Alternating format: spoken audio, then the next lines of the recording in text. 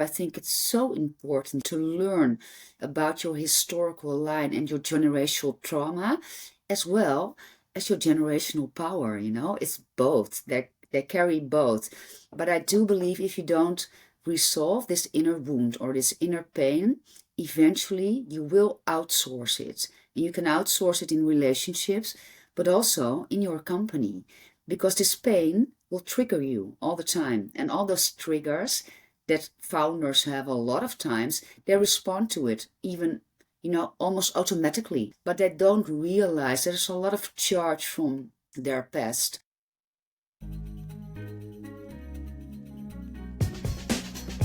Real people, real stories, and real challenges that break the status quo. I'm your host, Jivila, and welcome to Perception Paradox.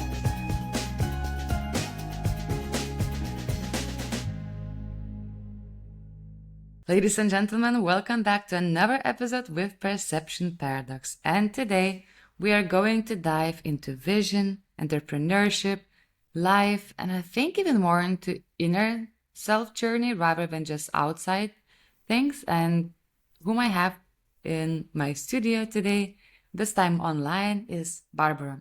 Barbara and I, we met actually on LinkedIn, and I heard about her through a shared friend who also joined the podcast. And then we just connected and we thought, why don't we schedule the time, sit down and talk about life visions, maybe a bit of energies and a bit of inner healing and growth when it comes to entrepreneurship and in general our life. So Barbara, it's my big honor to welcome you to Perception Paradox this beautiful morning. Thank you, Sophie. I'm so happy to be with you here today. Thank you.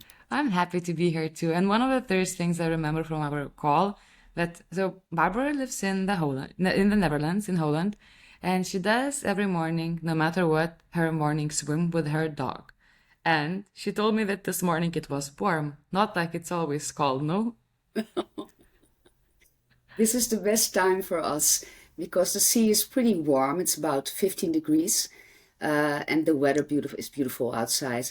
So it's pretty different from our usual swims. I'm not doing it every morning, a few times a week, and in the wintertime it's once a week, but I do it now for 3 years, and it's just amazing, to go into the sea. And I think it also hits a very important thing in what I'm doing in my work, having a relationship to the unknown. Actually, that's what you do when you dive into the sea.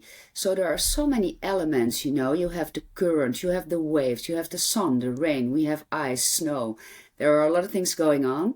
You dive in, and then you need to maintain this relationship with everything that's going on in your body, in your mind. And after so many years, I felt it created a lot of resilience, in a way, but also leaning back in what is happening, not trying to fix something or to force something, just releasing, surrendering, so to speak, to what's happening at that moment. And then I feel always so much relief. It's sort of timeless, I would say. Just being in the nowhere, I suppose. And it's also a very interesting aspect of the work I'm doing. So the sea dive every day with my dog, which is so precious because he always wants to save me. So he's swimming, and also he's crying a little bit because the waves are pretty high this morning, and he sometimes think, where is he? He's a little bit under the water, but he's always so connected with me, and we look to each other and we have such a deep contact, and then together we swim back eventually to the shore, to the coastline. And that's a beautiful moment. I love it. Yes. That's so beautiful. Thank you for sharing. Yes. And you mentioned about your work and uncertainty. So what is your work right now? Well, my work is pretty diverse, I have to say. So I'm in a lot of projects at the moment, and they are from... At the moment, I'm investing in peace founding. So I'm working with peace founders, which is so important to me right now. I'm feeling very involved in what's happening around the world. So I'm helping them to see how we can align their activities in creating a sustainable foundational organization to do this very important work. At another project, I'm working with people that have problems. They are paralyzed from here or lower, and they are also building a business and helping other people that are paralyzed. But I'm also working at a concept right now to export very environmental friendly toothpaste from Holland to Costa Rica. That is something Okay. completely different Yeah. again. But what I always say at the end, it doesn't matter the industry, the people that I'm working with are all the same archetypes. So I call them visionary founders. They're very driven, straight from the heart. They want to do something beautiful in the world. They want to leave a legacy that could be with their company, but it could also be for their family, for example, or for a community. They're all the same archetypes. They are driven, they're humble, they're ready to grow and to learn in what they are doing. So it doesn't really matter what product or service they deliver in the world. They're very special, I would say, and I'm very fortunate to work with them. How did visionary founders come into your life? Well, I think the universe helps me a little bit with Okay, this. I'm listening. So, yeah, I really think so, because what I'm doing, I search for them actively. So I use LinkedIn and I knock on their doors. And I started really intensively doing this while Corona started, while the pandemic started. Many people sort of froze maybe or went inside or, went into their lockdown, so to speak, also with their companies. And I went outward. So I went into the wild world with LinkedIn or with online meetings. So I just knocked on their door. And of course, I was searching for people on a certain profile, people that were doing something special in the world or having a beautiful story. Well, that's actually how I met Mike, our mutual friend, the way he connected us again. I saw him swimming in an ice cold lake during a convention somewhere in Switzerland. Well, then, okay, you got me right. So that's how I connected to him and learned about his endeavors. And we're still working together quite intensively. Actually, next month I will be speaking on his event for visionary minds in Vienna. And that's just such a great meeting, which also resulted in many other activities. But I find them on LinkedIn. So That's also the fun. universe, right? It's the universe because my sound was actually off. That's quite funny. Somebody wants to join us in a way. I don't know, but I'm still here and I'm listening. That's very beautiful. So you're going to one of his events in Vienna, right? To also Yes, share. next month. Yes, and that's very special as well because now we gather in real life, So we have this event in Vienna in the city, and the next day we will move to the Rex Mountains, Mm-hmm. and we have quite a big hike. In my terms, we have a big hike, 11 kilometers, Okay. and then I will host an open air workshop, also about vision, perspective. The way you are charged as an individual is how you show up today as a founder. That's the core of my work. So we will have an open workshop, but the people, the speakers, all the guests will be there on the mountain at the cliff, Beautiful. I love the looking location. at. Yeah, I really wanted to join, but like September is such a crazy month, and I'm like, Uh, too bad, but next Too time. bad. Next time, I Yeah, hope. yeah, Yes. yeah. Okay, but so a lot of your work involves working with people, right? So it's a lot of giving, giving, giving, also Yes. observing and kind of getting this all the energies like a sponge. Where do you get this inner strength and inner power to have so much, to share so much space from your own world? Yeah, I love that question, Sophie, because if I go back to how I started this business, I would Hmm. almost say the quest or the question found me. When I was even a very young child, I was born in an entrepreneurial family, and I always say I sat front row to watch how things are actually not supposed to be going. My parents, and I loved them to that and beyond. I always say they had a company which they had to work in really, really hard every day. And so when they came home in the evening, they were still overwhelmed or anxious with all the things of the business, maybe ruled by everything that happened on the day, all the noise, all the chatter, all the things that were falling off the wagon, but not really having a grip on their business. Although they were successful, it was very time consuming and energy consuming. And you notice that as a child. So that's how I grow up. And I think at a really young age, this question in how to run a successful but also impactful company and coming home as the founders, as the parents in this case, feeling fulfilled, happy, calm, and collected is so profound and so important to me. So as a young child, maybe I start, not aware yet then, searching for answers, and a long trajectory came after that in finding those answers. So how do I create space? I think I was charged with that. I always call it like the butterfly, the little feeling, you know what I mean? The Oh little yeah, those sensing, antennas thing. those antennas actually, sensing the environment. How is everybody doing? What do I need to do? How can I adapt? My environment was constantly changing. How can I get some relaxation in that, but also a lot of serving energy, I suppose, in creating balance all the time. So in that way, I was charged. And looking back, I see a long line of women in my family who also work like that, always working, always, yeah, creating a difference for the family in the business, then working, back in the days, working on the farm, managing the family. So it's a line of tough women, I would say.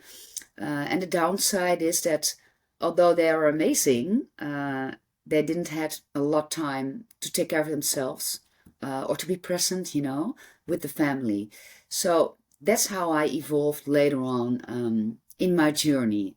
But I think it started there, and that's why I always say the way you are charged, with your caregivers, your family, but also your ancestors, is very determining, in how you show up today as a human being, or in my case, as a founder, but also as a mother, right? So that's where it's coming from. So interesting, especially that you're mentioning this ancestors. Now it's becoming even more and more publicly available, all the ancestor generational Yeah, healings and releasing the energies and trying to figure out why do we have some kind of pain. And do you think someone who is still not who is having a lot of pain and someone who is not aware about such things, like that some traumas might be coming from some back 4 generations, maybe from the First World War, whatever?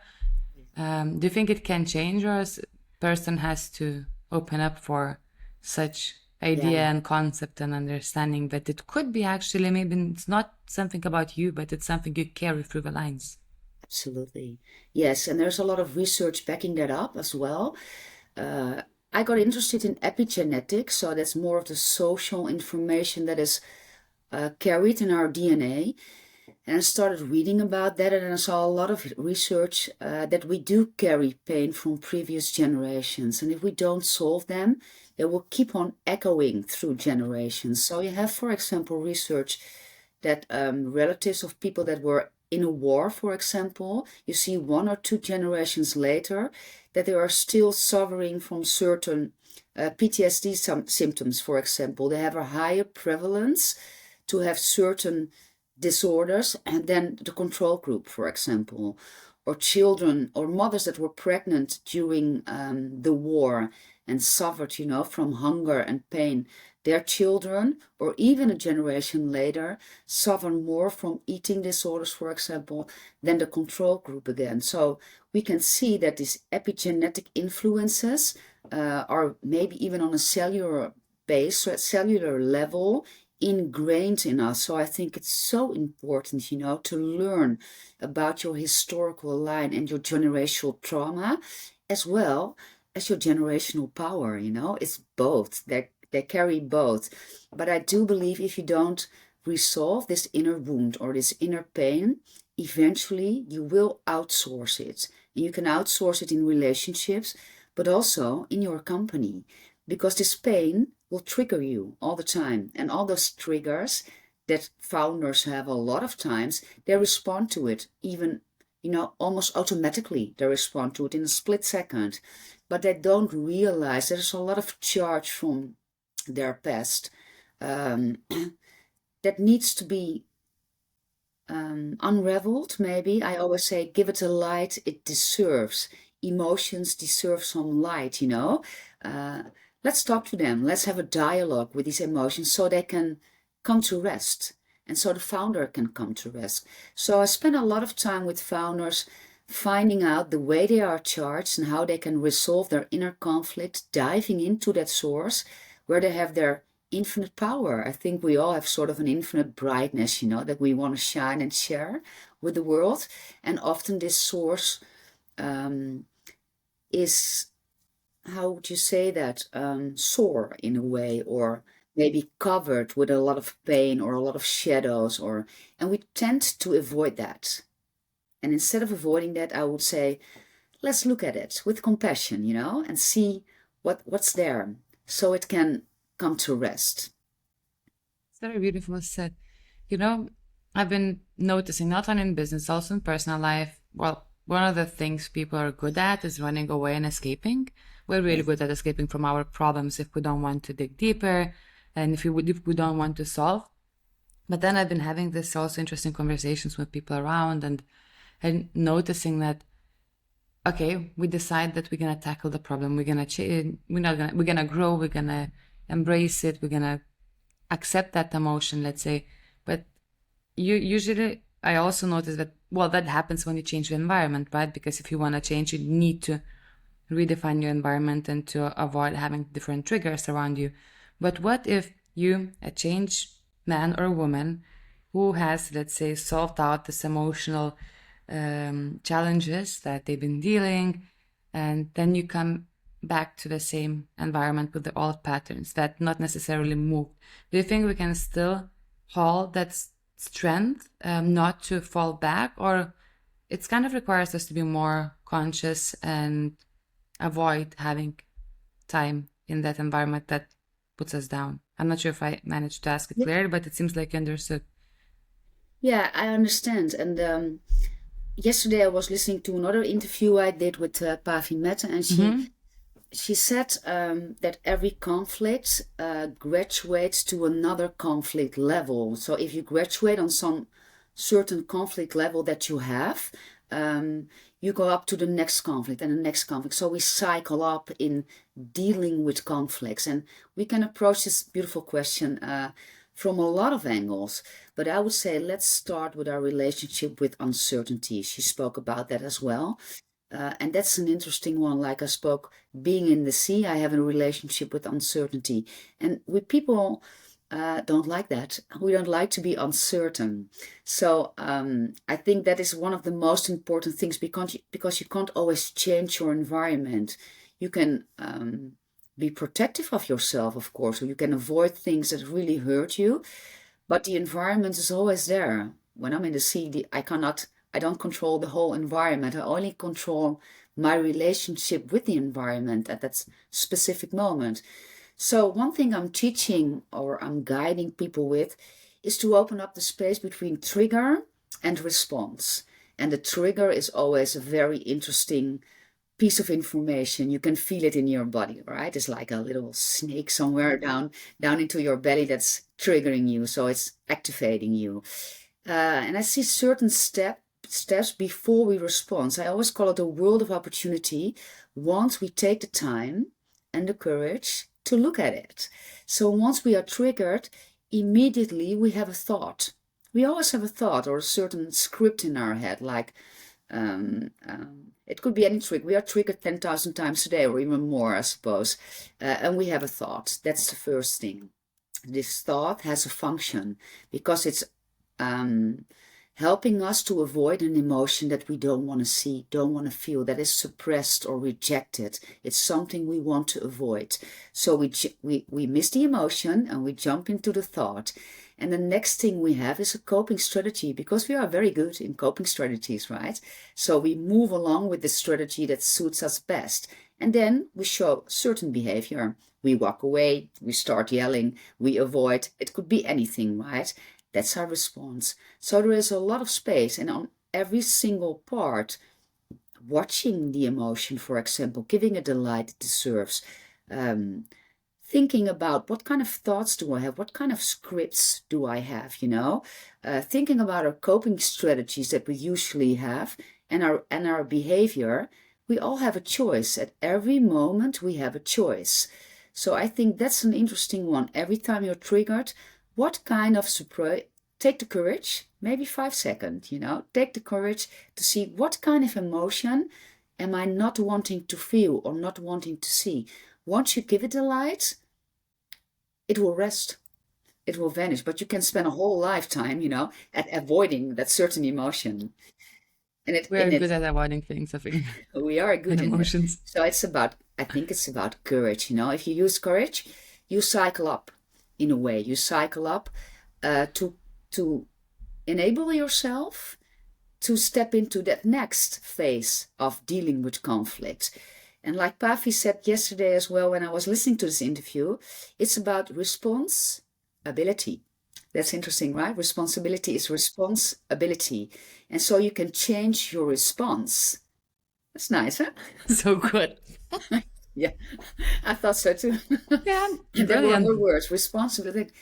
Exactly, that's it. So our ability to respond to the trigger, our ability to see our emotions that are suppressed in a way, our ability to watch our own thoughts, scripts, copings, and behavior. And then we have a different outcome. Mm-hmm. Yeah. Yeah. How was it for you when you were growing up in the robust entrepreneurial family? Later on, choosing your further path, did you drive straight into entrepreneurship? Because from what I've No. realized, it came later to your life. Oh, yes. I'm a late bloomer. How do you say that? Yes. Beautiful. So, yes, what I did is I always say I worked in many, many kitchens to learn. So I worked in a lot of different industries with a lot of different people in a lot of different layers. So I started with child protection actually, and it was a pretty intense job because I was in the crisis department, and it happened quite often that we had to take out the children from their families, putting them in a different home, which is the most difficult thing to do for parents, to hand over their children and hopefully they will be safe. So this was a very intense period to learn from. And then later on, I started working with psychopathic prisoners, so prisoners in maximum secured facilitations. And actually, I learned, I think, the greatest treasures of my work right now, seeing people beyond the verdict or beyond the diagnosis or beyond the judgments that we have. And working with those parents, I saw, although a lot of pain, also a lot of relief in handing their child over because they were fully overwhelmed. You would not expect this, but we saw it many times.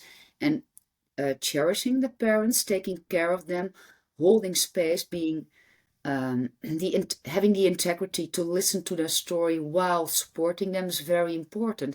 The same goes, might sound strange to you, with dialoguing with these criminals, with this people in highly secured facilities. They also have a story, and when you dive deeper with them, you hear the story behind the verdict and how they have grown up and what kind of horrible circumstances they have been through and the choices they make because maybe they had not the ability to respond in a different way, So I always tend to have understanding, being open-minded to what's happening inside of somebody and not looking into the box or the immediate label that people have. So my journey started there, and then afterwards I started to realize, okay, how can we serve people in the best way so the best version of themselves can be explored? You don't always have to be the best version of yourself because that's a fixed concept as well. But how can we explore beautiful things in beautiful people? And that's when I went searching. So I worked in governmental organizations, in corporate, and also in social enterprise organizations, and always in all the levels. So I spent a lot of time with the how do you call it, the people in the cellar, that clean the building, because they are very interesting people and they know everything. Also with the experts on the floor and in the boardroom. So I took the stairs, from up and down to see what's happening in an integrated way in companies. And that taught me a lot. And I like that, to communicate and connect and resonate with all kinds of people. And then I started, it's now about 8 years ago, I started my own business. So I was about 44. I was pretty late, but I was ready then because that was my search. I'm a business psychologist. I like to call it like Yeah. that. So I studied clinical psychology as well as organizational psychology and became an expert in business operations. So I unite both, the heart of the founder with an efficient and visionary business operation because we need both. Otherwise, we won't prevail. Yeah. What a journey and what a Yes. leap. And Yes. especially, yeah, is it the cultural thing that when you are already like, I don't know, you were 44 when you started your own business, right? Is it common in the Netherlands to do that? No, I don't think It's so. not. It's very also systematic, right? Approach of designing lives. I see a lot of people start way earlier, and Yeah. maybe I needed to feel more seasoned, is that the word, or more Mm-hmm. mature? Yeah. First, resolving my own inner conflicts in a Mm-hmm. way, but also taking the accountability to learn a lot about different people, different industries, to learn about our inner journey, to learn about building businesses before I went into the market and being the guide for others. That was important to me. Mm-hmm. Yes. Yes. Beautiful. So it's not a usual No, way to do it. I love it. But at the beginning of your career, you've been working a lot with very difficult environments, right? Yeah. How were you holding and keeping your inner power? Because sometimes it's so easy to get drowned into very low energies and to get stuck there. Where did you find the strength for your own inner growth and healing?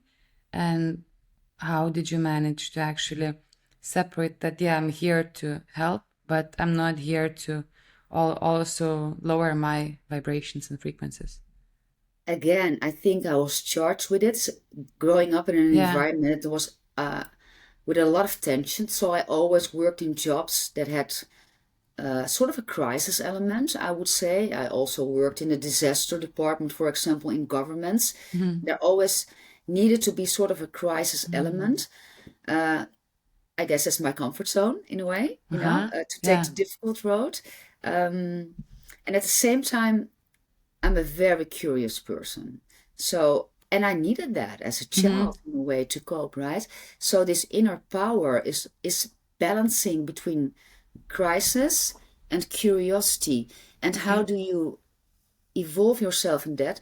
By doing it. So when I was a young lady working in this child protection, of course I was completely overwhelmed in what I saw, and I Hmm. went from the one opposite to the other, and also thinking about what is my place here and how can I be in balance towards myself and others. And so you fall, and you get up again, and you fall and you get up again, and you refine the way you want to be with this environment, I suppose. So it's learning by doing. It's not something that's installed in you from day one.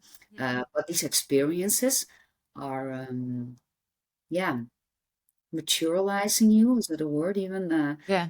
You're growing into that and you're refining yourself, I suppose. Yeah.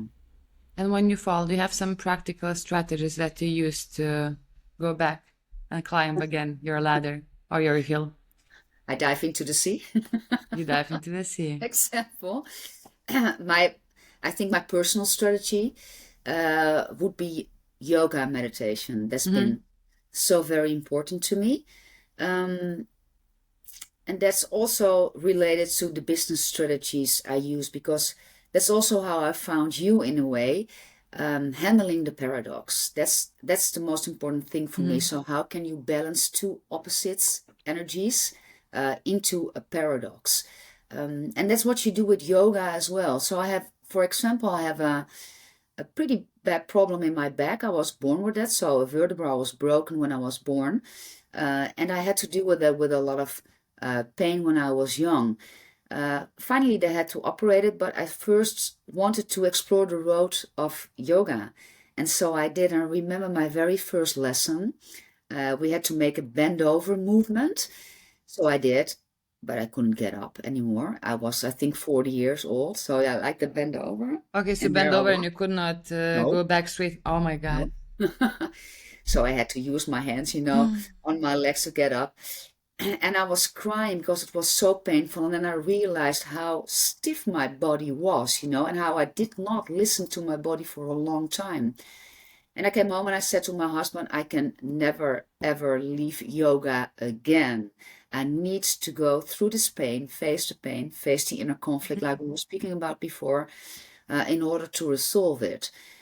Now I'm like fluent, like Yeah, that. And flexible I like a tree. discovered, yes, I discovered that behind the pain, there is a whole new universe. Hmm. There is relaxation. That is such a profound insight. So this is my strategy to go into the unknown, face what's hurting, and then, well, you get rewarded by the universe, I suppose, because a whole new, you can work like this all the time in your life, and if you go to the top, it can be like that again, That's how it felt to me.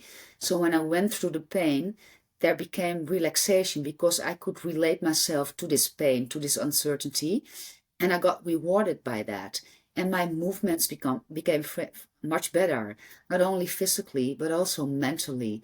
So this is my strategy always to not avoid, but look it into the eye, enter the cave you fear, like Joseph Campbell says from The Hero's Journey, which I use a lot in my work. Um, See what happens. A lot happens. I can tell from experience. Yeah, what Yes. happens? You think that was the pain you were holding? Was it something still because you grew up with the damaged spine, or was it also included from in general life and psychosomatic suppressed emotions that were also being stuff in your body? Interesting question. Never thought about it like that. That's an interesting question. Maybe that needs to happen to me in order to break a cycle. Yeah, Mm-hmm. that's beautiful. That could Mm-hmm. be because I was forced to stop and watch. Mm-hmm. Otherwise, they need to operate, and the operation was a high risk one. Mm-hmm. So, yeah, that brought yoga into my life, Mm-hmm. and also the way I'm working with the founders right now. So that's an interesting way of looking at it. Yeah, maybe I needed this stop and this sort of broken body to heal again and to approach life differently towards myself, towards the people I'm working with, but even more important, towards my family. Being present as a mother, as a partner, for my daughters and husband, because I think we have such an important role as entrepreneurs. I was just looking it up this morning. We have 582 billion entrepreneurs in the world. So that's a lot, right? Yeah, that's a lot. And I always think if we come home as entrepreneurs and we can ignite and inspire and balance our families, they are our future leaders, right? Or our future experts. So we have a certain very important role, I guess, as parents, caregivers, and founders in how to come home. So our children can also cycle up their journey and doing amazing things later in life, right? So that's what's always driving me um, to work on. And I think I've broken a cycle because my mother was always working in daytime and in nighttime and in weekends. And she's a wonderful woman. She was always there for me spiritually, emotionally, but practically, I had a key around my neck as a young child opening the door. So that cycled me up to be more present for my children. And I thank my parents for that, to have this lesson and to have this quest in life, to be a happy entrepreneur, creating impact in my life, but also being present for my children. Yes. So that's a great gift in a way. And how do you work with entrepreneurs? So you mentioned already that you're usually go for the visionary entrepreneurs who want to change the world. And what are the major challenges, maybe to begin with, entrepreneurs are facing? And how Yes. do you create this bond and collaboration together so Yeah. it could move the needle in Yeah. what they're building? Well, first of all, I admire visionary entrepreneurs because they have a lot of guts. They have a lot Mm-hmm. of power and strength, always seeking for opportunities or things in life that other people haven't seen yet, or resolving things in life that are not resolved yet. So I admire them as an archetype. Um, but what I also see, while they are searching for the next opportunity, I always do like this, they're always searching for the next thing. they forget the ship behind them, so to speak. So they create something and they jump to another ship and another ship and another ship. So they are visionary, but not often very integrative. So they looking for an integrator next to them or behind them to make sure that the ship keeps on sailing. So they build a ship that is built to last for a longer time, right? And why are they keep on jumping ship? That's an interesting question. So they do great things, but they have a gap in what they really want. They're wonderful and great ambition to realize. That's one thing, but the actual enterprise or foundation or organization has a lot of problems most of the time. So there is a gap between what they want and the reality. So I am actually working with them within this gap, where are you all right now and where do you want to be and what is happening in between. And I offer 3 programs. So the first program is the way you are charged is the way you show up today. How are you charged as a human being? And we take a deep dive into their generational past as well, and also do some body work in this track. So they learn to connect, reconnect, get to know their own beautiful soul and brightness. We need that in our second track to translate this to an accountable business plan. And I see many founders who have wonderful ideas and then they start working. Then they go. But they don't take, again, the accountability to craft a vital plan. So is there a need in the market for the idea that I have? Do I have a wonderful idea that will stand the test of time? How do I build an amazing company? It's not about the product or the service, actually. Those are just vehicles for the company instead of the other way around. So how do you build an amazing entity where people work and can accelerate, being happy and fulfilled? So we do this in the second track to build a visionary business plan. And in the third track, we translate this information in how to create an effective and inspired business operation. And then you have those 3 building blocks. You use your infinite and powerful source, which is not wounded anymore. So you don't need to outsource all your inner conflicts. You have a vital business plan, which I think is the same as bringing a child into the world. If you bring an entity into the world, you need to take it seriously. You need to think about that. You need to feel it through, right? And then the third building block is executing. And that's the biggest problem for most entrepreneurs. So we work through this journey, and each journey is about 30 hours or something like that. So I always say, I come in, we work for half a year, maybe 6 months, depending on the rhythm of the founder. And then I'm gone again. And of course, we have some follow-ups to maintain maybe the zen and the maintenance of the project. But I will always disappear because they need their own ownership. But now they have aligned their core source with the execution of the business operation. And that makes them able to step back in time if they want, and also create their leaders from the inside of their company, their future leaders, right? And this is what's exceptional in visionary businesses. The way they operate is that they always try to improve themselves from within while adapting to an ever-changing environment. So they also hold the paradox all the time. Yeah. And that's what I love in guiding them in what is your core. This could be the yin part, your core, and you will never ever compromise that. It's your moral guideline. This is based on your source, on your values. It's the core that you prevail all the time as the entrepreneur. And then the other part, the yang part, so you see this yin-yang circle, right? Is the environment and the ever-changing part of the market. And that's where your vision is. So the mission, the big dream is in your core, and you will always honor that. It's sacred in a way, right? The vision is changing every 3 to 5 years. It will change. It will change all the time. And you hold both in balance. And they hold paradoxes. It's not, let's say, for example, creativity or being disciplined or having purpose or revenue. No, it's creativity and discipline. It's purpose and value. So they combine things that seems not to be combined, it seems that they can't be combined, but they can. You can have freedom, you can have responsibility at the same time. You can be an autonomous person while working with somebody very closely. You can combine those things. And that's what visionary companies do. They hold both dynamics, I suppose. Yes. And they integrate that within their visionary company. So they build beautiful training programs, for example, or leadership programs, but they also build highly replicable, is that the word? Something like that. I cannot pronounce it. That's a difficult word for me, you see that? Recipes, Yeah. So they build things that they can change all the time, but they have the same core elements in them.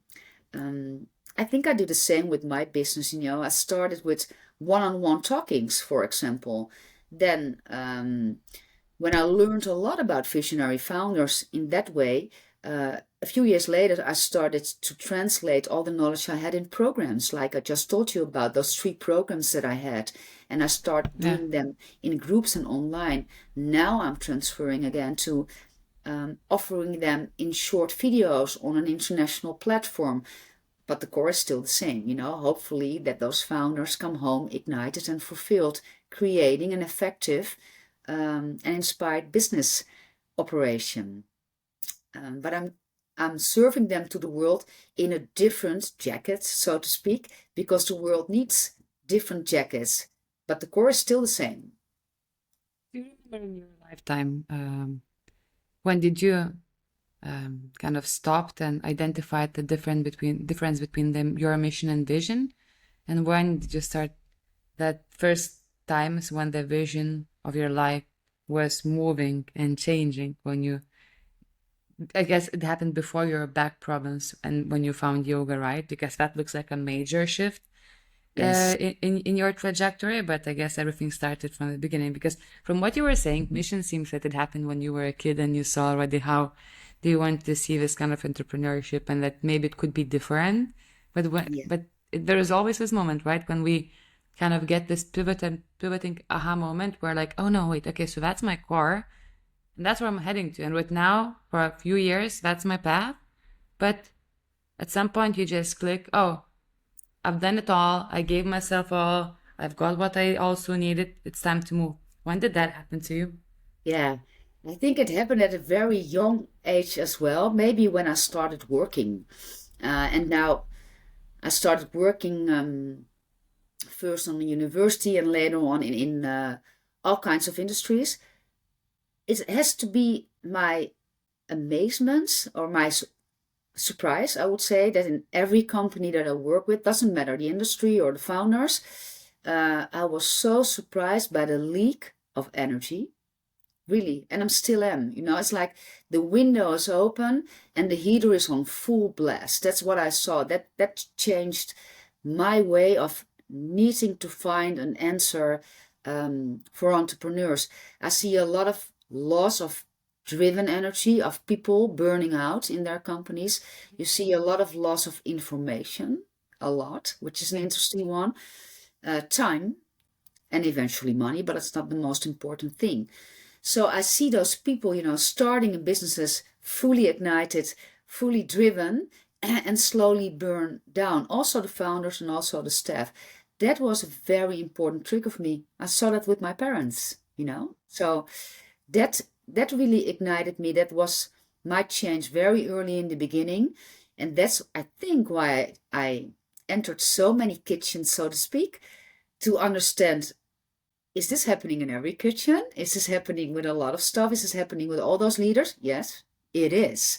And many leaders or haven't healed from the inside and outsourcing their inner conflict in taking a lot of control, for example, or not delegating, not dialoguing, not seeing the experts on the ground with their full capacity, for example. That's one.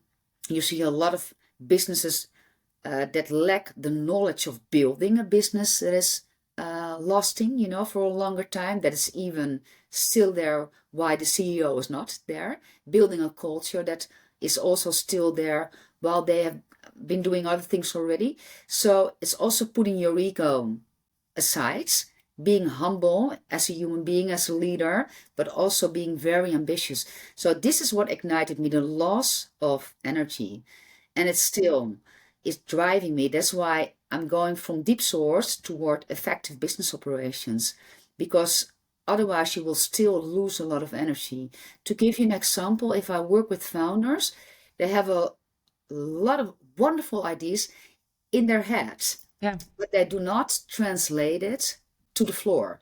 So we see about 65% of information loss, even with the founders or the leaders on top of in the board, that goes to the experts on the floor. So you have already a lot of loss there. And the experts on the floor, they hardly even know what the direction is, what the vision is, the destination within a few years. They hardly even know. And they're just doing their works. And all these problems arise on the floor because they were not properly facilitated with these inspired ideas of leaders that maybe were still too occupied with things within themselves or the lack of knowledge, right? So I realize it's a lot of information, but it helped me to implement a model which is pretty easy maybe to understand. It's quite difficult to implement. It's pretty sophisticated, but see it like that. I used the metaphor of a waterfall. So on the highest level, we have this big dream, this infinite dream, building this wonderful company. You can relate to it as well, what you're doing, right? In your work, in your podcast, you have this big dream and you want to prevail on that. This is the mission. I call it the mission, and it will always be there. It will never go away. Even if you're not there anymore, this mission will maybe be ignited in others. The next level, so one level lower, is the vision. And this vision has a different character than the mission because it will change. It is a very ambitious, inspired destination within the near future. And this is where it gets difficult for entrepreneurs because now they have to think real hard and choose. So where do you want to be in 5 years? No, you can't be everywhere. You can't jump ships all the time. Can I please, can I clone myself? That's my regular life problem, literally, or life challenge, where like, now it's easier, but back in the days when I think about it, it's just like, Yeah, but this is about accountability, making yeah, choices. It's the most difficult part, and many founders skip it. So they have this big dream, and then they start working. What I said, so they go on the lower levels. You can't skip it. So that's why my company is called Vision Alliance.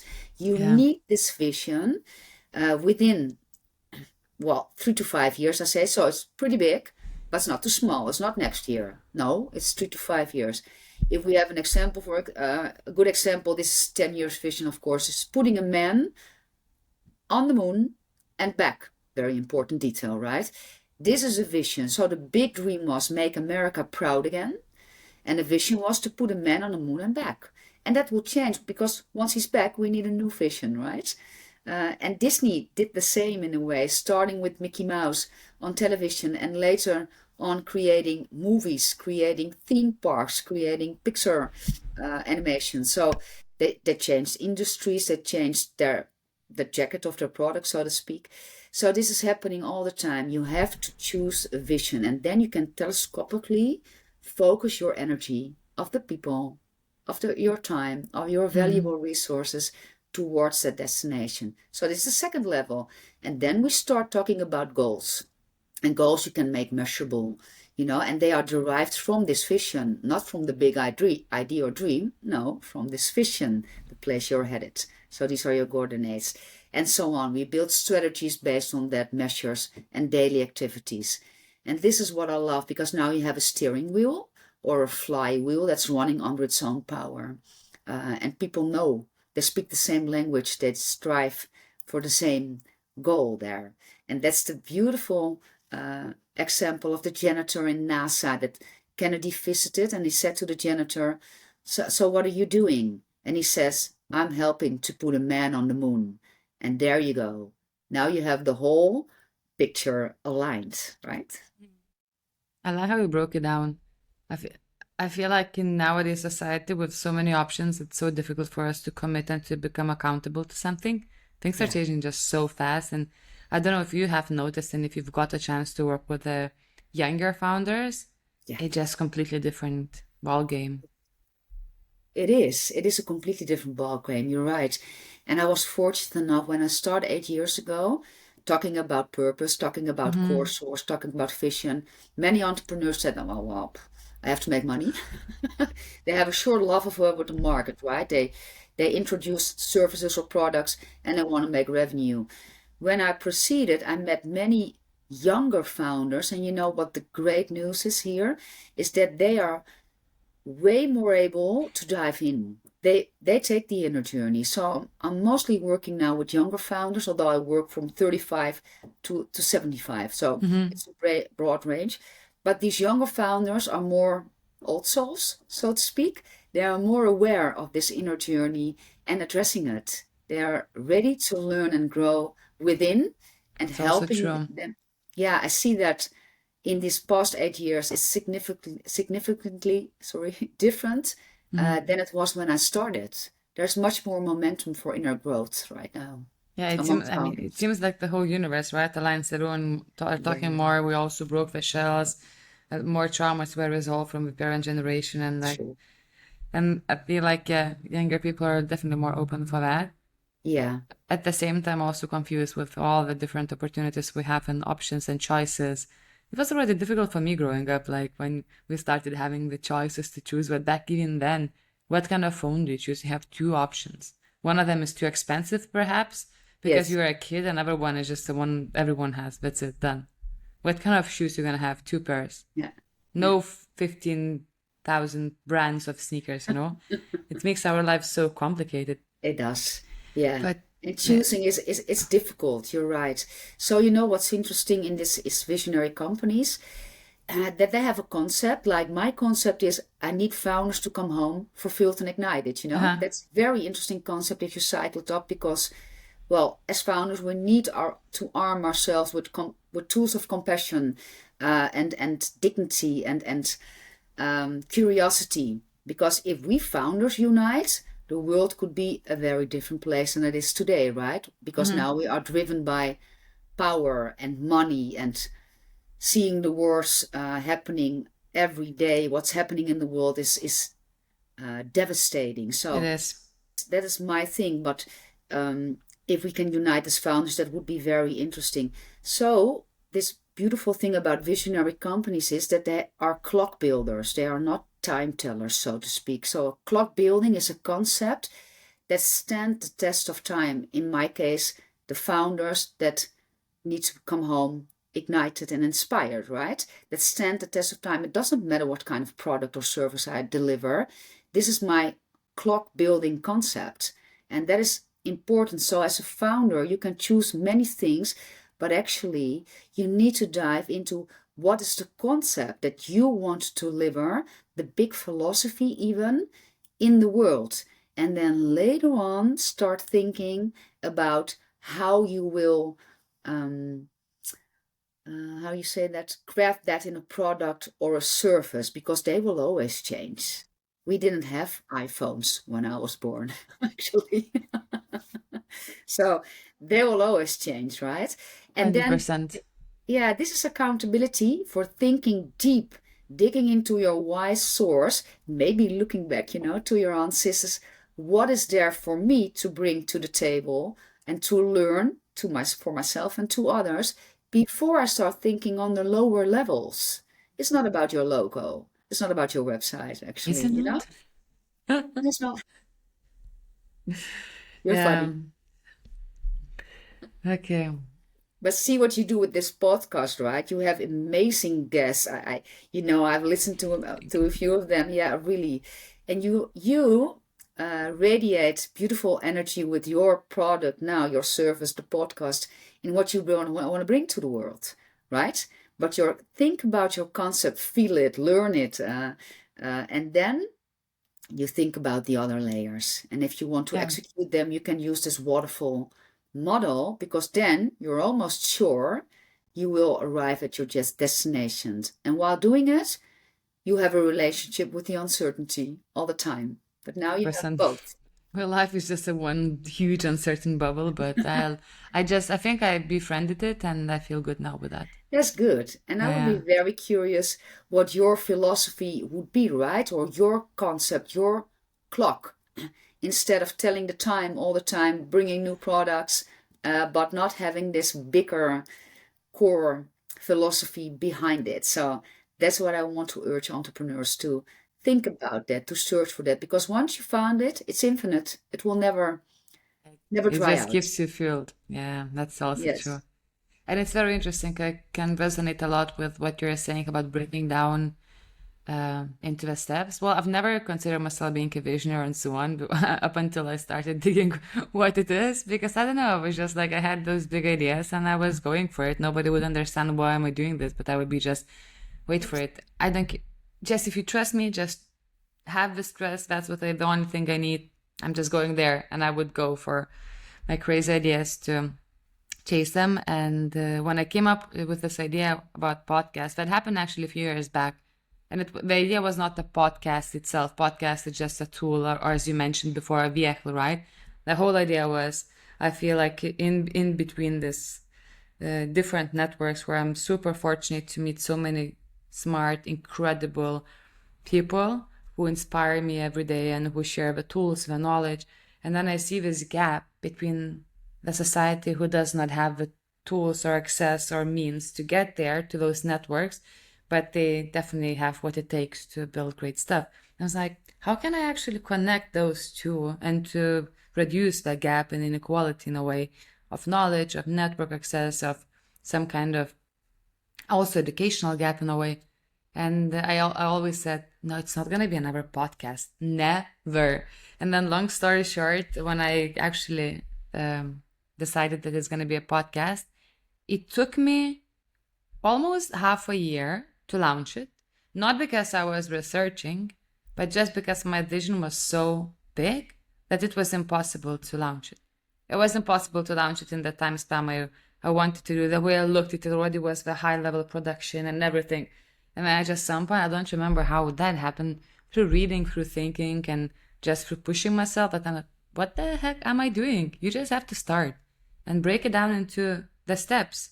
What are the layers we can actually have to get to that vision and mission as an ultimate goal? And are those actions and those first steps are aligned with the kind of mission of this whole idea? Yeah.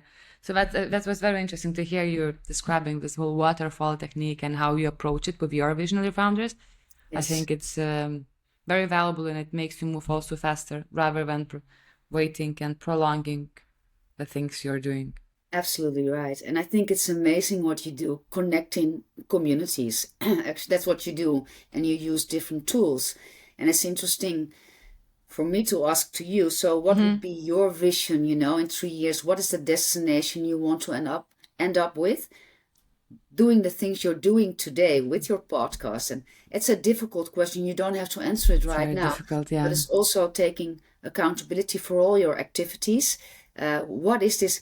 So maybe how many entrepreneurs you have reached, or what is the effect of your podcast? And I do know that you invite certain kind of entrepreneurs now on your podcast that sort of all share the same philosophy from different angles. So you're growing, you make this message more thicker, releasing it to communities that's really are urged to hear those messages.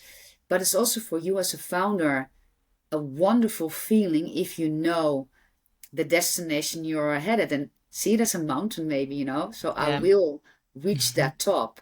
But first I need to go to base camp 1. Let's think about base camp 1. And working towards that is a great feeling, because you will get to the top eventually. I love it.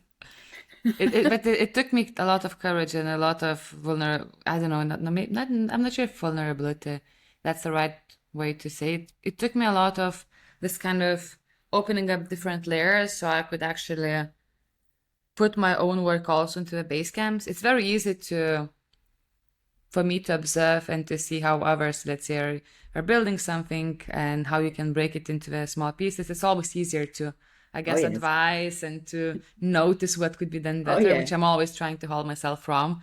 But then when I had to do my own right now breaking, so I still don't have this final vision. I'm nearly there actually. I still need a bit of more time to sit with it, finalize the plan, and yeah, and I'm just gonna go for it and commit. Oh, that's And wonderful. that's it. And my goal is like this week actually I'm finishing it. So You are. Uh, it's that's time. great. Yeah, Yeah, it's wonderful. I love to read a little bit about it if you want to share it because absolutely. Always yeah, happy to share. yeah, I love that, and this is also taking accountability for this beautiful thing that you're doing. Yeah. Yeah, And that's having your great. priorities right. But talking about that, accountability and priorities, I have one more question for you because what we're talking, it's all very beautiful, right? Vision, inner growth, creating space, and so on, which that's also something that a lot connects with me. But we are also in the times where, I don't know, it's like the epoch of burnouts, of people losing themselves, not finding their way back, of them holding accountability towards someone else's dreams, while themselves being either artists or founders from within, but not having the courage. How do you see this whole right now crisis of the burnout? Is it something from within or is it something from outside or it's a mix? Probably both, right? Both? It's an interesting question. We can look at it from different levels. Mm-hmm. So from a personal level, upcycle to maybe how we act or interact together as a community, how we work in businesses that we create, how we um, create and implement policy, how political and power structures work in the world, how states communicate. So you see there's a lot of layers. In a way, if we look to the world, which is so explosive, and I think we can all feel it on a cellular level in what's happening right now. Um, this is how you say that. This is a sign of how we are as humanity, and maybe suffering from a collective trauma in a way which we did not resolve. Yesterday, actually, I was speaking with my husband. I said, "What if the world was right now ruled by more compassionate, um, driven people? Maybe more women, if I can say that. What would happen in the world if we put in different energies, like we did actually when men and women were more equal before many religions were introduced, actually. So it's interesting to see that we probably are looking at a society or at a nation or a world that is suffering from a collective trauma.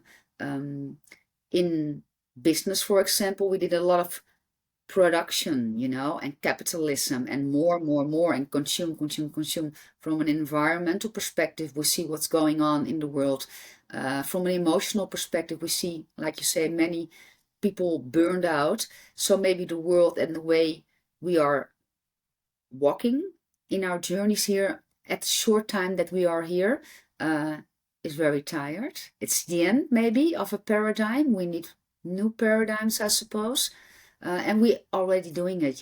This talk, this little journey that we have together is also part of a new paradigm in dialoguing, finding the time to understand and hearing each other. It's not about power, or it's not about money. It's not about immediately respond to a trigger. We actually are opening up that world in our conversation, and the work that we are doing. So that's how I look to burnout. It's not just in the individual, it's in the systems, it's in nature, it's in money flows. It's an example is that being sick is still a revenue model. What if we paid physicians and doctors for the amount of healthy people they have in their practice? That would completely change everything, right? Instead of, Totally. well, so we can talk a long time about this, but the core is that we are actually watching what we have created ourselves. So it's time to heal inner conflict and generational conflict, for that matter. And it starts with dialoguing. What we do. Nicely put. So, Barbara, what would be your final words to the listeners who are here with us today, listening to this episode, searching for your whys, their visions, and missions? Maybe there is something you want to leave them to ponder through the day. Yeah. Yes, thank you for asking that, and I like it that you always ask that to everybody. Um, I realize I gave a lot of information on a lot of levels, so I'd like to keep it very simple to end. And I'd like to inspire maybe people or ask people. Let's make it easy. Once you're triggered today or tomorrow or this week, take 5 seconds of courage to be a little bit silent, to relate yourself to the unknown. Just use those 5 seconds of courage before you respond. And maybe you can say hi to your emotions in between. Maybe you can be aware of the thoughts that you're having, the coping and script strategies that you're having, and the behavior. Just take 5 seconds of courage before you respond and see what happens. Beautiful. Thank you very much. Thank you for being here today, so present and so open, and for joining Perception Paradox. It means a lot. I enjoyed it. Thank you for having me. It means a lot to me too that you're doing this amazing work. So we'll keep it on. And thank you for having me today. Thank you, Wonderful. everyone who tuned in today, and have a great day whenever you are. Thank you.